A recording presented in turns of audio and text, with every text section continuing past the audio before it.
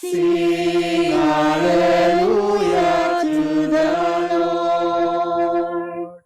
Sing hallelujah. Sing hallelujah. Sing hallelujah to the Lord. Sa pagmamahalan natin, ang Diyos ay ating kapiling, pag-ibig niya'y lulubusin. Sing hallelujah to the Lord. Sing hallelujah to the Lord. Sing hallelujah. Sing hallelujah. Sing hallelujah to the Lord. Sumainyo ang Panginoon. At sumainyo rin. Ang mabuting balita ng Panginoon ayon kay San Marcos. Papuri sa iyo, Panginoon. Noong panahon iyon, may mga Pariseyong lumapit kay Jesus. Ibig nilang masilo siya, kaya't kailang tinanong, naaayon ba sa kautusan na hiwalayan ng lalaki ang kanyang asawa? Tugon niya, ano ang utos sa inyo ni Moises? Sumagot naman sila, ipinahintulot ni Moises na hiwalayan ng lalaki ang kanyang asawa matapos bigyan ng kasulatan sa paghihiwalay. Ngunit sinabi ni Jesus, dahil sa katigasan ng inyong ulo, kaya niya inilagda ang utos na iyo. Subalit sa pasimula pa, nang likhain ng Diyos ang sanlibutan, nilalang niya silang lalaki at babae. Dahil dito'y iiwan ng lalaki ang kanyang ama at ina, at magsasama sila ng kanyang asawa, at sila'y magiging isa. Kaya't hindi na sila dalawa kundi isa. Ang pinagsama ng Diyos ay huwag paghiwalayin ng tao. Pagdating sa bahay, ang mga alagad naman ang nagtanong kay Jesus tungkol sa bagay na ito. Sinabi niya sa kanila, ang sinumang lalaking humiwalay sa kanyang asawa at mag-asawa ng iba ay gumagawa ng masama sa kanyang asawa. Siya ay nangangalunya. At ang babaeng humiwalay sa kanyang asawa at mag-asawa ng iba ay nangangalunya rin. Ang mabuting balita ng Panginoon. Pinupuri ka namin, Panginoong Hesukristo. Ang pinagsama ng Diyos ay huwag paghiwalayin ng tao. Magandang hapon po sa ating lahat. Sa ating mga pagbasa ngayon, sa ika-27th Sunday of Ordinary Time, ating napansin na ang tema ay ang pamilya. Ang tema ay ang kasal. Ang tema ay ang pagsasama ng isang babae at lalaki. Sa ating unang pagbasa, ating napakinggan ang aklat ng Henesis, kung saan ito ay isang istorya kung paano naging hindi iisa ang lalaki. Nagkaroon siya ng companion. Noong una, nilikha ang Diyos ang lalaki, ngunit hindi siya compatible sa ibang mga nilikha ng Diyos. Hindi siya compatible sa mga hayop, sa mga ibon, o sa iba pang manilalang na nilikha ng Diyos. Kaya pinatulog ng Panginoon ang tao. At samantalang nahihimbing, kinuha niya ang isang tadyang nito at pinaghilom ang laman sa tapat iyon. Ang tadyang na iyon ay ginawa niyang babae at inilapit sa lalaki. Sinabi ng lalaki, sa wakas narito ang isang tulad ko, laman ng aking laman, buto ng aking buto. Babae ang siyang itatawag sa kanya sapagkat sa lalaki nagmula siya. Narito ang isang katulad ko. Sinabi ng lalaki sa ating first reading, na ang babae ay kanyang katulad. Kaya mayroong compatibility. Mayroong compatibility sapagkat pareho silang tao. Pareho silang. At ang pagkapareho hindi lamang sa dahil sila parehong tao, kundi pareho sila ng dignidad. Pareho ng dignidad. Kaya nga ang turo ng ating simbahan, ukol sa sakramento ng kasal, ito ay isang covenant. Ito ay isang kasunduan between sa lalaki at babae at between sa kanila at sa Diyos. Covenant. At ang sinabi ng ating katekismo na kung ano ang purpose ng sakramento ng kasal. Ang pinaka-purpose ng sakramento ng kasal ay nag-develop through time at naging tatlo. Una ay for the good of the spouses, para sa kabutihan ng mag-asawa. Ang sakramento ng kasal, ang kanyang aim ay para sa kabutihan ng mag-asawa. Pangalawa ay ang pagpaparami, procreation. Pagpaparami, dahil sa kasal ay dumadami tayong mga tao. Kasi ang product ng pagmamahalan ng ating mga nanay at tatay ay tayong mga anak. Lahat tayo ay mga anak ng isang nanay at isang tatay. At ang pangatlong aim ay ang education of children. Hindi lamang dahil anakin mo sila, ay pabayaan mo na sila. Kundi yung i-educate, yung bigyan ng damit, iyong pakainin, pag nagkasakit, iyong dalhin sa ospital, bigyan ng gamot. So ito ang tatlong aims ng sakramento ng marriage. Sa ating pagbasa, sinabi ng ating Panginoon Jesucristo, ang isang katotohanan din na nangyari na noon sa time ni Moises, nangyari sa time ng ating Panginoon Jesucristo, at nangyayari sa ating panahon ngayon. Isa sa mga attack sa institusyon ng kasal o sa turo ng simbahan about sa sakramento ng kasal o institusyon ng kasal ay ang maraming mga bagay-bagay na pinopromote ng secular society. At karamihan dito ay pinopromote ng ating mga nakaluklok na mga mambabatas. Sa ibang bansa o dito man sa Pilipinas, sa ibang bansa napasa na yung maraming mga bagay-bagay na gusto nilang ipasa tulad ng divorce, abortion, same-sex marriage. Ito yung mga bagay-bagay na gusto nilang ipasa at dito sa Pilipinas, tinatry din nilang ipasa. Na ang lahat ng mga bagay na ito ay attack against sa marriage, attack against sa pamilya, attack against sa paniniwala o sa turo ng simbahan about sa kasal at sa pamilya. Usually, pag sinasabi nila kapag tayo ay tinatanong, bakit ang simbahan against abortion? Kung ang kasal ay naging abusive. Kung binubugbog ka na, bakit against pa rin ang simbahan sa abortion? Sapagkat ito ay nanggaling sa turo ng Diyos na ang pinagsama ng Diyos ay huwag paghiwalayin ng tao. Maraming mga biktima ng abuses sa marriage. At ang ating maitutulong minsan ay very minimal. Very minimal. Kundi ito ay ang panalangin sa mga naging biktima o konting tulong sa mga naging biktima. Ngunit, balikan natin ang pinaka-purpose ng marriage. Ito ay napaka-importante.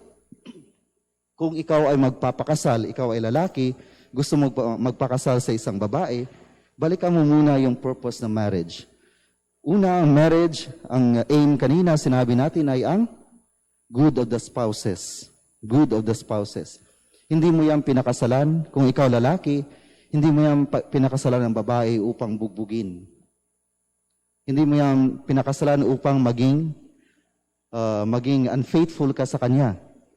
Kundi pinakasalan mo yan upang mahalin, upang alagaan, at upang magtayo ng pamilya kasama niya at mag-produce ng mga anak.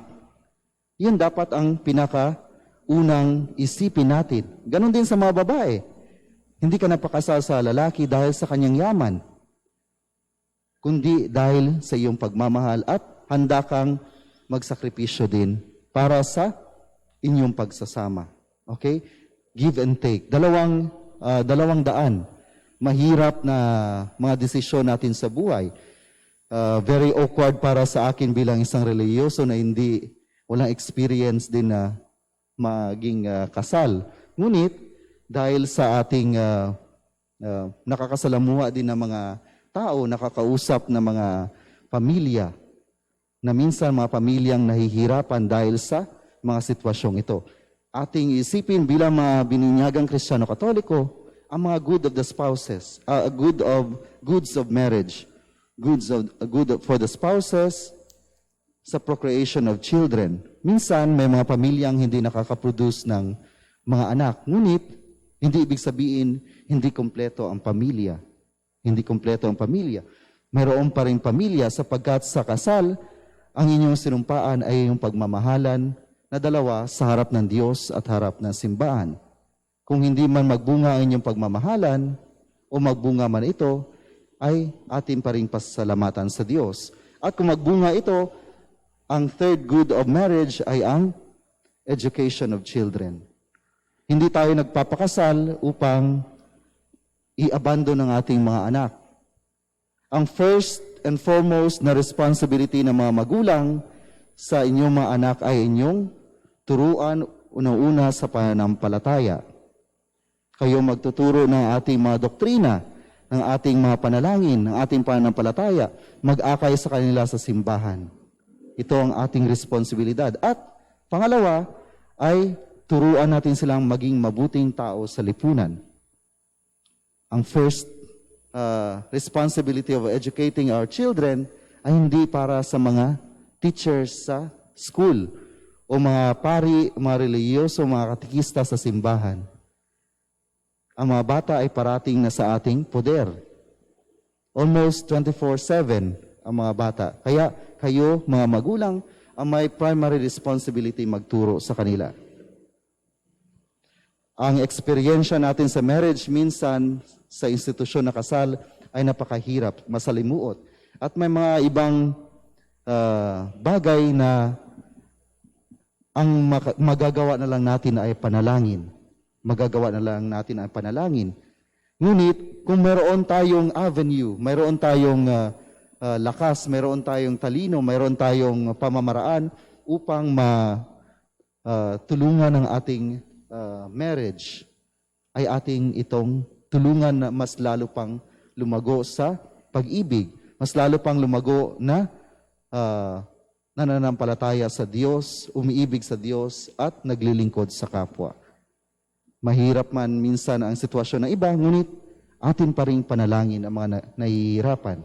Ngunit tayong mga nakaintindi, bilang mga Kristiyano Katoliko, ang aspect na pinopromote ng civil society upang sirain ang institusyon ng marriage, tulad ng divorce, abortion at same-sex marriage, ay hindi ang mga sagot sa